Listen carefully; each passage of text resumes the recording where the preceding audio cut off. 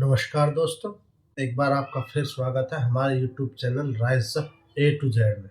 तो दोस्तों, आज एक नई वीडियो लेकर फिर आपके सामने है। मैं आज आपको एक ऐसी बात बताना चाहता हूँ कि जिस पे आपको विश्वास करना थोड़ा कंजेस्टेड होगा। आज हम देखते हैं कि हम लोग, हर एक इंसान किसी न किसी इंसान से या किसी साइंटिस्ट से या किसी भी ऐसे चीजों से वो कुछ सीखने की कोशिश कर रहा है। दोस्तों, हमारे जीवन का उद्देश्य, हमारी जो लाइफ की लाइन जो है वो भी यही है कि भाई प्रकृति से हम क्या सीखते हैं और उससे सीखने के बाद हम उसे अपने कार्य व्यवहार में इस्तेमाल करते हैं और अपने और सामाजिक जीवन को और आसान और सुदृढ़ बनाते हैं। सारे ही संसार में हम यही प्रक्रिया सिखाई जाती है। अब चाहे वो कोई साइंटिस्ट हो या कोई संत महात्मा हो या कोई टेक्नोलॉजी लेके आने वाले लोग हों और या कोई हमारे जैसे लोग जो छोटी छोटी बातों से कुछ समझाने की कोशिश करते हैं। वास्तविकता यही है, सच्चाई यही है कि प्रकृति में अनबैलेंसिंग वस्तुएं, ज्ञान और टेक्नोलॉजी पड़ी हुई हैं। प्रकृति में नेगेटिव और पॉजिटिव ऊर्जा एक साथ है, मिक्स है, लेकिन हम अपने विवेक के कारण उस नेगेटिव और पॉजिटिव ऊर्जा को समझते हैं, उस पर रिसर्च करते हैं और फिर उसका इस्तेमाल करते हैं अपने जीवन को और आसान बनाने के लिए, सामाजिक जीवन को और सुदृढ़ बनाने के लिए उसका इस्तेमाल करते हैं। उसी को हम ज्ञान कहते हैं। जो जीव किसी भी प्रकार की कोई शिक्षा किसी साइंटिस्ट के पास, किसी वैज्ञानिक के पास, किसी संत महात्मा के पास, किसी ज्ञानी पुरुष के पास लेने जाता है और उन बातों को सुनकर, उस पे रिसर्च करके, उस पे कई प्रकार के प्रैक्टिकल करके उसको इस्तेमाल में लाए, उसको जीवन में ढाले। यही उस समझाने वाले की, उस प्रक्रिया वाले इंसान की यही प्रक्रिया होती है समझाने के लिए। तो दोस्तों, बहुत सारे इस ब्रह्मांड में बहुत सारी ऊर्जाएं हैं जो इस प्रकार से एकत्रित हो रही हैं और हमारे वैज्ञानिक, हमारे साइंटिस्ट या हमारे जो भी ज्ञानी पुरुष हैं वो उनको उसमें से खोजते हैं, उसको अलग करते हैं, पॉजिटिव ऊर्जा अलग करते हैं, नेगेटिव ऊर्जा अलग करते हैं और फिर उसे सही तरीके से अपने इस्तेमाल में लाकर और समाज को आगे बढ़ाने का काम करते हैं। दोस्तों, इसी सामाजिक प्रक्रिया को हम साइंस से जोड़कर देखते हैं, हम अपने संत महापुरुषों से जोड़कर देखते हैं, हम ज्ञानी पुरुषों से जोड़कर देखते हैं और सब जो है उसमें अलग अलग अपना विचार देते हैं और उसमें भ्रम की उत्पत्ति पैदा हो जाती है। कोई कुछ कहता है, कोई कुछ कहता है, लेकिन दोस्तों अगर सही तरीके से आप उसको देखें सही तरीके से आप उसको परखें। तो दोस्तों, हर चीज हमें प्रकृति के उस नियम की ओर लेके जाती है जो सब पे लागू होता है। लेकिन दोस्तों, आज के साइंटिफिक युग में इंसान सोचता है कि जो इंसान के कार्य हैं, जो इससे इंसान का विकास होता हो, जिससे जनता का विकास होता है, बस उसी कार्य पे हम कार्य करें। बहुत सारी चीजें खोजने के लिए लगे हुए हैं, बहुत सारी चीजें हम इस्तेमाल कर रहे हैं। लेकिन दोस्तों, मेरा कहने का मतलब ये है कि प्रकृति में जो भी वस्तु है, जो भी जीव है, छोटे से छोटा जीवाणु, कीटाणु, सब हम एक दूसरे से जुड़े हुए हैं। तो हमें प्रकृति के हर छोटे बड़ी चीज को, हर छोटी बड़ी वस्तु को ध्यान में रखने की आवश्यकता है।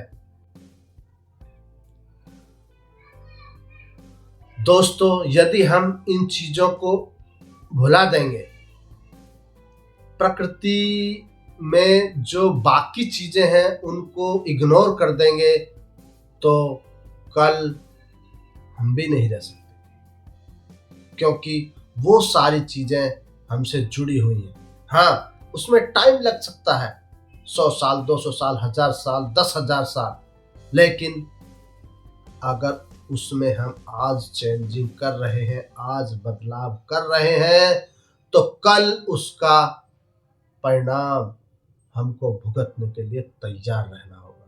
दोस्तों, इसलिए हमें समझना चाहिए कि प्रकृति की हर वस्तु, हर चीज हमसे जुड़ी हुई है, हमसे कनेक्टेड है। चाहे उसका इस्तेमाल 10,000 साल पहले हुआ हो, चाहे उसका इस्तेमाल 10,000 साल बाद में होगा, लेकिन वो हमसे कनेक्टेड है। इसलिए हमें उसको ध्यान में रखकर ही कार्य करना चाहिए। तो दोस्तों, मैं अपनी संस्कृति से इसी के बारे में आज एक बात बताऊंगा। दोस्तों, हमारे शास्त्रों में एक ऐसी घटना का वर्णन है जिसे हम समुद्र मंथन के नाम से जानते हैं। तो दोस्तों, जो समुद्र मंथन की घटना हमारे शास्त्रों में आती है, उसके बारे में मैं आज आपको क्लियर करके बताना चाहूंगा कि उसका वास्तविक अर्थ क्या है। दोस्तों, उसमें दिखाया गया है कि समुद्र मंथन देवता और दैत्यों ने मिलकर समुद्र को मथा था, जिसमें से बहुत सारी वस्तुएं निकली थी। तो दोस्तों, वो समुद्र मंथन की जो प्रक्रिया है, वो हमारे शरीर रूपी समुद्र में ही सारी प्रक्रियाएं संपन्न होती है। मैंने पहले भी बताया है कि इस इंसान रूपी जीव को जागृत करने के लिए, इसमें वास्तविक चेतना डालने के लिए, इसमें इसकी बुद्धि, इसके विवेक और इसकी आत्मा के विकास के लिए हमारे संतों ने, हमारे शास्त्रों में तरह तरह के वृत्तांत लिखे हुए हैं, लेकिन उसका रिजल्ट केवल इस इंसान को प्रकृति की तरह चलाने के लिए ही किया गया है कि ये इंसान जिस तरह प्रकृति की रचना हुई है, उसी के अकॉर्डिंग, उसी के अनुसार ये इंसान चले, इसलिए ही वो सब किया गया है। तो दोस्तों, समुद्र मंथन की घटना आती है। वो समुद्र मथने के लिए देवता और दैत्यों ने मिलकर ये कार्य किया था। तो दोस्तों, जो हमारी नेगेटिव ऊर्जा है, जो हमारे अंदर नेगेटिव ऊर्जा है वो दैत्य हैं, और जो पॉजिटिव ऊर्जा है वो देवता है।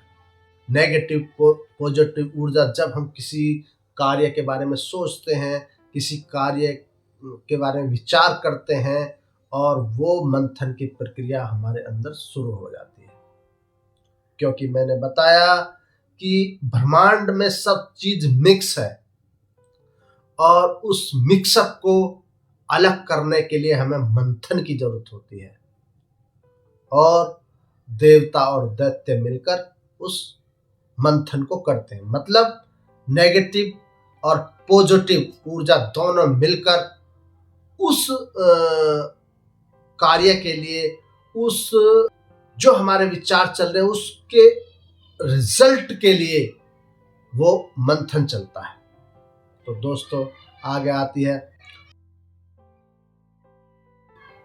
को मथनी बनाया जाता है। पर्वत एक वो पहाड़ है जिसे हमें पार करना है, जिसके उस पार जाना है, जिसको हमें हिलाना है, जिसको हमें चलाना है, वो है। और कश्यप जो कछुआ है उसको उसकी धुरी बनाया जाता है, उसके ऊपर उस सुमेरु पर्वत को टिकाया जाता है। तो दोस्तों कश्यप क्या है?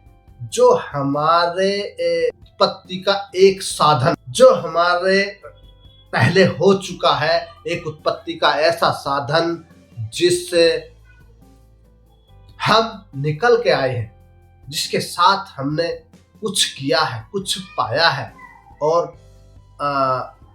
आज स्टेज पर पहुंचे हैं। तो वो एक धुरी, वो एक स्तंभ जिससे हमें वो रिजल्ट निकालना है। तो दोस्तों वासुकी नाग को रस्सी बनाया जाता है। तो वो जो जब हम किसी विचार में किसी के लिए कोई मंथन करते हैं, कोई विचार करते हैं, तो दोस्तों जो नेगेटिविटी होती है और पॉजिटिविटी होती है वो दोनों आपस में टकराती है। तो उस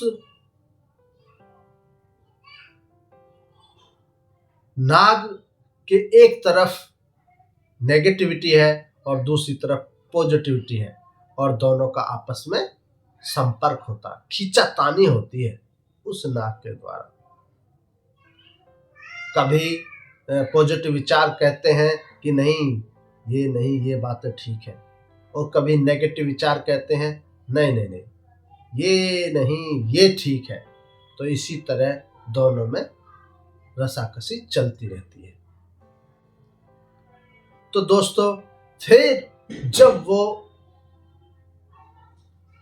मथा जाता है, वो रसाकसी चलती है, तो उसके बाद उसके रिजल्ट आने शुरू होते हैं। कभी विष निकलता है, कभी अप्सराएं निकलती हैं, कभी हीरे जवाहरात निकलते हैं। तो हमारे जब हम विचार करते हैं, बहुत सारी चीजें ऐसी होती हैं जो हम वो निकलती रहती हैं और हम पे विचार करते रहते हैं, और फिर हमें निकलता है अमृत। अमृत वो वस्तु है जो फाइनल रिजल्ट है, जो उसकी फाइनल पोजीशन है कि भाई हमें अब ये चीज हो चुकी है और मंथन हो चुका है, और अब ये चीज निकल चुकी है। हाँ भाई, हमारा माइंड, हमारी नेगेटिव ऊर्जा, हमारी पॉजिटिव ऊर्जा उस सब को एक्सेप्ट कर लेती है कि भाई हमें कार्य इसी तरह करना है। वही अमृत है। आप समझ गए होंगे, वो समुद्र मंथन करके हमारे जो पूर्वज थे, हमारे जो देव थे, हमारे जिनके रास्तों पर हम चल रहे हैं, जो हमारे पूर्वज थे, उन्होंने ये सब दर्शाया है कि ये ऐसी प्रक्रियाएं हमारे अंदर होती हैं और जब हम कोई मंथन करते हैं और उस मंथन का जो रिजल्ट होता है वो अच्छा होता है। तो दोस्तों, मैं यही कहता हूँ कि हम जो भी कुछ सीखते हैं, किसी के पास भी जाकर A to Z, किसी कारीगर के पास, किसी साइंटिस्ट के पास, किसी संत महापुरुष के पास, तो हमें वो जीवन को जीने की प्रक्रिया सिखाता है। कोई बाइक रिपेयरिंग वाले के पास जाओगे, वो बाइक रिपेयर करनी सिखाएगा। कोई साइंटिस्ट के पास जाओगे, वो बहुत सारी टेक्नोलॉजी के बारे में सिखाएगा। कोई संत महात्मा के पास जाओगे, वो अपने नेचर के बारे में सिखाएगा। तो दोस्तों, वो सब हमारे जीवन के लिए बहुत जरूरी है, लेकिन दोस्तों हमें एक चीज को कभी नहीं भूलना चाहिए। प्रकृति में सारी चीज एकत्र है, इकट्ठी है। एक बहुत बड़ा ब्रह्मांड में बहुत हर तरह का एक जो अच्छी और बुरी चीजें एक तरह मिक्सअप है। तो हम वही सीखते हैं जो हमारे काम की चीजें हैं, हम उन पर रिसर्च करते हैं, टेक्नोलॉजी निकलती है, टेक्नोलॉजी पे काम करते हैं और हमारे जीवन को आसान करने के लिए कार्य करते हैं। तो दोस्तों, प्रकृति में जो भी वस्तु है, जो भी चीज है, वो हमसे जुड़ी हुई है। इसलिए चाहे तो वो कोई पेड़ पौधा है, चाहे तो वो कोई पहाड़ उजाड़ है, चाहे तो कोई समुद्र है, चाहे तो कोई नदी है, चाहे तो कोई अन्य जीव है, उसको ऐसे ही नहीं पृथ्वी पे उसकी उत्पत्ति हुई है। उसका कोई ना कोई रोल है, उसका कोई ना कोई इतिहास है, उसकी कोई ना कोई कार्य हमसे जुड़ा हुआ है, इसीलिए उस चीज की उत्पत्ति हुई है। तो दोस्तों, कभी भी अपने साधन के लिए, अपने को आगे बढ़ाने के लिए किसी भी चीज को नजरअंदाज नहीं करना चाहिए। किसी भी चीज के बारे में नेगेटिविटी नहीं आनी चाहिए, क्योंकि वो चीज है, वो भी हमसे किसी न किसी, हमें जानकारी नहीं है, लेकिन वो किसी न किसी रास्ते से हमसे जुड़ी हुई है और हम उसको खत्म करेंगे, उसका नाश करेंगे, तो एक दिन उसका परिणाम हमको अवश्य भोगना होगा। यही प्रकृति का नियम है। तो दोस्तों, हमारे वैज्ञानिक होते हैं, वहां से सब कुछ पॉजिटिविटी खोजते हैं और पॉजिटिव कार्य करते हैं और चीज़ों का निर्माण होता है। हमारे संत महात्मा होते हैं, वहाँ से पॉजिटिविटी खोजते हैं, आत्मा का विकास करते हैं और हमें और माइंडेड बनाते हैं, हमें और अच्छाई पर चलने का रास्ता दिखाते हैं और हम और उन्नति की तरफ अग्रसर होते चले जाते हैं। मेरा कहने का मतलब यही है कि प्रकृति की हर चीज हमसे जुड़ी हुई है, इसलिए मेरी ये चेतावनी है कि किसी भी वस्तु को बिना मतलब, बिना किसी वजह के उससे छेड़छाड़, उससे साथ खिलवाड़ नहीं करना चाहिए, तो कल उसका परिणाम हमें अवश्य भुगतना होगा। तो दोस्तों, आज मैं यही बताना चाहता था। तो मेरी वीडियो अच्छी लगे तो लाइक करें, सब्सक्राइब करें और मेरी वीडियो को देखते रहें। Thank you.